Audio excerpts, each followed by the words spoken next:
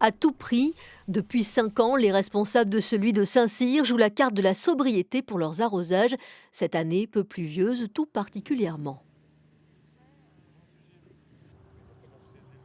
Dès le printemps, quand on a vu que le niveau du lac ne remontait pas, on avait des niveaux quand même très très bas. Et là, on a dit, oula, là, il faut faire très attention. Et donc, il faut agir tout de suite. Non-arrosage des parcours, c'est la première mesure prise.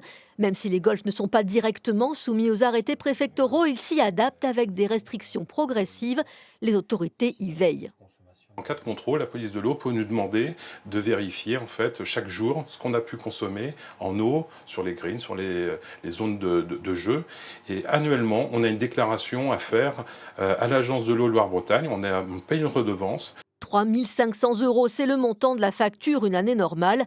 Avec ces arrosages limités, en 2022, elle sera sans doute divisée par 2. Autre golf et autre niveau d'économie d'argent à Mignaloux-Beauvoir. Les propriétaires ont fait le choix de l'indépendance. On récupère les eaux pluviales de toutes les maisons qui sont autour, à peu près 150 maisons, les eaux pluviales et les eaux usées qu'on retraite avec 3 lacs de décantation. Et comme ça, on récupère toute l'eau et comme ça, on peut arroser nos greens. Un golf sur 5 en France est autonome en eau.